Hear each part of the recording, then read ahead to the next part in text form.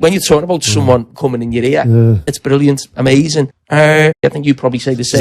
Exact same, yeah. Sort of when I went to Liverpool, it was just constant. Like, I can only thank you and Stevie and Liverpool as a city, really. Just disappointed that we didn't do that in Athens.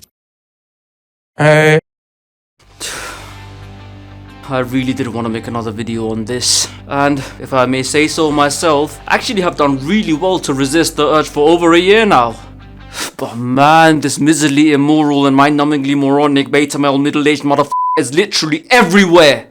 Like, bro, I actually love Gary Neville's Overlap channel, especially his new show Stick to Football. I dig the banter and CBS Sports. I like Sky Sports coverage of games. I like football content. Just, why is this fucking inbred on everything? Like Stick to Football, for example. Whenever you hear Keane, Righty, Neville trying to tell a story, this prick randomly just pops in and goes, "Remember Gary at Valencia?" Fucking hell, man. You're not even funny. Anyways, since I can't actually avoid him while watching some of my favorite shows, this is the way I'll deal with it. Besides, I can understand people being pussies, hypocrites, loud, and annoying. We all have a bit of that in us, let's be honest. But when you're all of that, and then enjoy calling other people out, I just think you should be called out yourself. It's just that no one's ever called him out because, well, no one gives a shit enough to. He's usually just background noise. Hell, this prick spent the better half of like 14 months obsessing over Ronaldo, yet in what was basically his Old Trafford eulogy, CR7 mentioned Wazza and mentioned Neville. No mention of this prick. But worry not, Jamie. Ronaldo may not care enough to remember who you are, but I do. So here is why Jamie Carragher is a ridiculously overrated pundit and just a general clown. Okay, so the 12 of you who were subscribed to me back then would remember that I already made a video on this guy called 7 Reasons Why Jamie Carragher is a Disgrace. But that was more centered around how much of a loser he's been in the past. This, while having a spice of that, will mostly focus on his lack of credibility as a pundit / prominent figure in English football, and how basically he's been fooling a lot of you into thinking that he's actually good at what he does. Trust me, he really isn't. What he is though is a walking Wikipedia page, and thankfully I don't know him personally, but I can guarantee that out of all the ex-pros you see on TV, he is 100% the one that watches the most football, and to be fair has a very good memory and obviously uses that to his advantage very well. But as far as analysing and giving insight into a situation, literally the only time he can do that and be right about it is if said situation is similar to something he went through at Liverpool. And yes, I know every pundit relates it back to his personal experience, but go and listen to the likes of Gary Neville in this video, or even Thierry Henry the other day. They can break down any predicament and give added insight, even if it's something they personally haven't experienced. And these guys, to be fair, especially Gary Neville, have been doing so for years. Meanwhile, someone like Rio Ferdinand is the best at taking you inside the mindset of the elite, and how a top class player may be feeling in a certain situation, and how that would in turn affect his performances as well as the relationships he has with those around him. And as for Roy Keane, well, he doesn't really provide any depth, but to misquote the man himself, that's not his job. He is simply there to tell you how it is, and he's usually right, as well as create, quote unquote,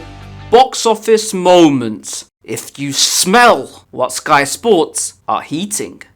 And you know what? Here's another rock reference while you're at it. At least Kino knows his role. He's always clearly stated that he's just there to give his opinion. He's never pretended to be an analytical genius. This anthropomorphic turd pot, on the other hand, pretends to be a better analyst than the likes of Genev, Rio and Henri, whereas in reality all he does is either show off by spitting random facts from yesteryear, or take a current situation and draw it back to something he experienced during his career. And outside that, he simply can't compute anything that he hasn't been through firsthand, but usually pretends to, and often gets it hilariously wrong. Exhibit, as much as he tried to emulate John Terry, he was a defender who was piss poor on the ball. So, but there's no balance for me. Dribbling on the edge of your box is stupid. You don't gain anything from it. He also hasn't actually played for 10 years and therefore hasn't experienced the evolution of modern day football. So, Lisandro Martinez at the back. Now, I'm convinced this can't work. Maybe he could go left back. Maybe he could play in a back three. But in a back four, he cannot play there in the Premier League. And I'll show you why. He also has never moved clubs either. So, I think we're only seeing 60% of Erling Haaland. And he may have actually picked the wrong club. Nor has he actually been in a proper title race. So...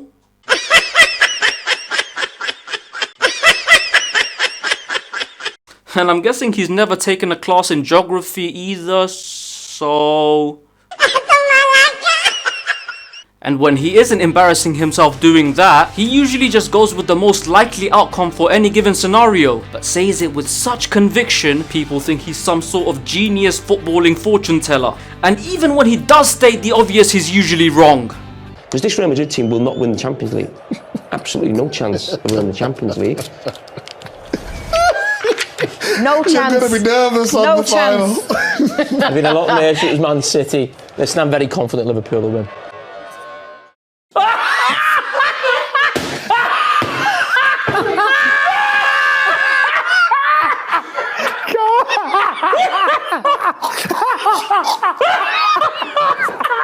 Again, man, how do people not see this shit? Because I'm sorry, but that's not a pundit with genuine insight. That's a fraud with false confidence. And to be honest, these guys are basically polar opposites in that respect. Neville can barely remember what comes after yesterday, but when it comes to providing in-depth analysis, he is amazing. On the other hand, Carragher has a very good memory, but doesn't really provide insight into anything. Great at football trivia though, quite fitting since that's a pretty good summary of him as a player. Trivial AF, more on that later. And he knows all this deep down, mate. He knows he's a shy analyst. That's why he's so loud. He's just trying to convince everyone around him that he isn't. That's why he was so obsessed with the Ronaldo situation at United, because he finally predicted something that turned out to be right. And well, to be fair, technically it wasn't right, but that's another video for another day. But you know what, for the sake of this one, let's just play along and say that he was right about Ronaldo. That's why he kept going on about it. He just wanted to remind everyone that for once he was right, because he doesn't have anything personal against the guy. He's just trying to prove himself. Like, go back and watch him appear on Rio's podcast after the Piers Morgan interview was teased. He was buzzing. Yes, he is 45. And yes, he does have children. But that doesn't matter though, nor does it matter if Ronaldo was going through some personal trauma that was affecting his psyche during that period. Anytime he did something negative, Jamie Carragher was there to pile on the misery.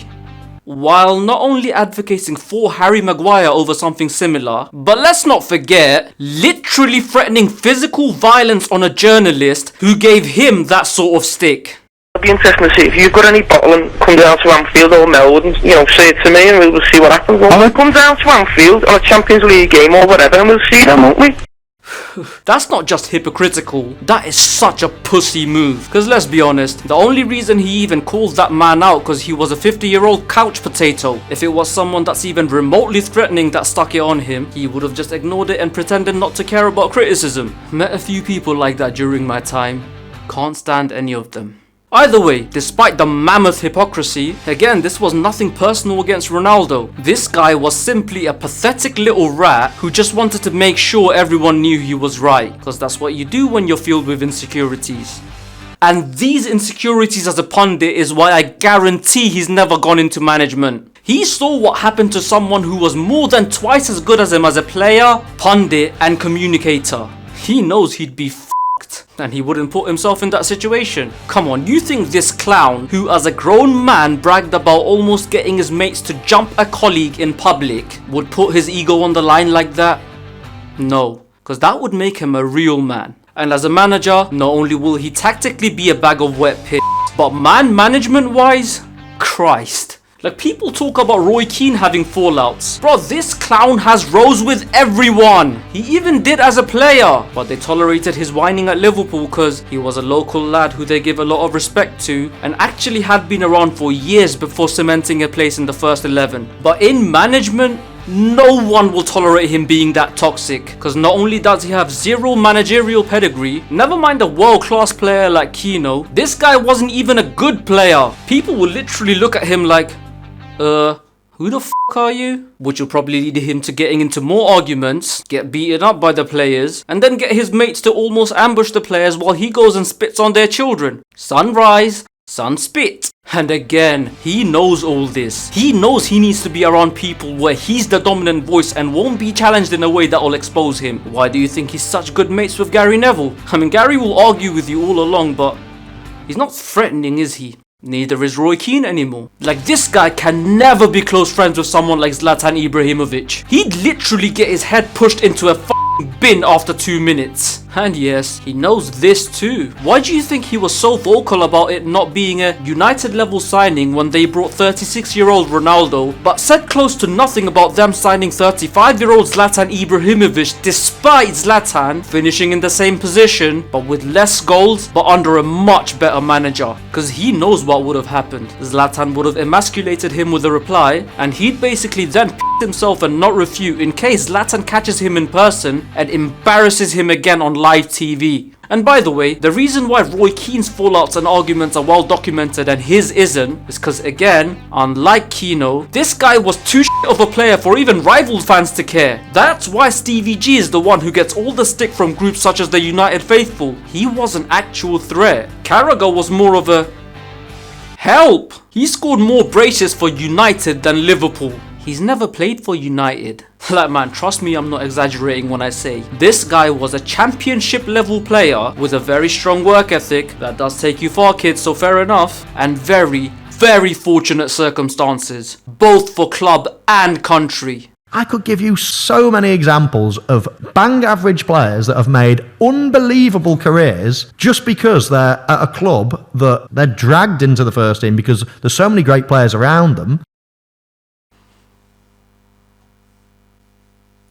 Draw your own links. If you can't, then worry not. I'll give you my own examples of how fortunate he was. For example, he was pretty much a utility man until deep into his mid-20s when Rafa Benitez, a notoriously defense-minded coach, came in, stuck him at centre-back, and basically constructed a system that gives the backline as much protection as possible, making it pretty easy for him to stay in the team. And that's what Benitez was good at, bossing around average at best players, which is why he was successful at clubs like Valencia and Newcastle United, but got canned from places like Inter Milan and Real Madrid. And this guy was very lucky that Rafa came into his life, because without Benitez, in any other system, he'd have been bullied at centre-back. He was slow, flat-footed, clumsy, has almost double the own goals as he has goals, an all-round dog turd of a player who benefited from a favourable system in a club who play their home games on a very tight pitch and, like I said, hold local lads in high regard. As for the luck he received with England, well, basically, he can thank the lack of luck of luckless Ledley's lengthy and long-lasting list of ligament-laden issues, as well as the fragility of Jonathan Woodgate for even having a career. You actually think he would have even been sniffed at had these guys stayed fit? No. And oh man, this brings back so many memories. Bad memories. Like, I'm someone who was deeply immersed into international football when the golden generation was around, and I can't begin to tell you just how nervous I got whenever this clown came on for us. Luckily for me, it didn't happen too often, even with these guys' injuries. Like, he was one of those people you'd watch and literally scratch your head like, how the f*** did he manage to get on the pitch? Like, man, this is quite random, but like, I remember a handball from him against Sweden in 06 where I literally wanted to throw something at the f***ing TV. Thank I wasn't around then. And the honest to God sick feeling I got when I saw him step up to take a penalty against Portugal, which, by the way, he was so nervous about, he took it way too early and then subsequently missed the retake. Literally good for nothing. And yes, look, I get the scenario, okay? I'd be nervous as too in that situation, but I don't go around offering out 50-year-old journalists, brag about planning an attack on a colleague, actually attack people half my age on charity events, throw coins at fans or spit at little girls, and then bottle it like a little bitch on the big stage when it's really time to show what you're made of. Pathetic clown. And that's another thing. Man, I get so annoyed when this guy calls anyone else those two words. Like, come on, he's literally the slang definition of a clown. As for pathetic, go look back on the list of things he's done and bear in mind he is a grown man and a father of two. Which reminds me, when Matt Le Tissier mentioned Carragher spitting on a podcast, this bre actually called up Letis and cried about how him bringing up the incident embarrassed Carragher and his family. Yeah, Matt Le Tissier is the one who embarrassed your family. What annoys you most? People blaming other people for their own mistakes. Oh, and also, not gonna lie, I'm kinda annoyed at Gary Neville. Like, I get that whole self-deprecation thing, but he takes it way too far. How does he sit there every week and allow himself to be talked about in the same breath as Lord Spitty Breath over here? I'm sorry, but as players, there was no comparison. Like, I'm lucky enough to have seen them both play and therefore can pinpoint bullshit, but if you aren't, here's the truth. Gary Neville in better parts of his career put consistent brilliant performances one after another. He was basically Mr. Dependable. Just cause he didn't have the natural ability of those around him doesn't mean he wasn't as good as them at the job he was required to do.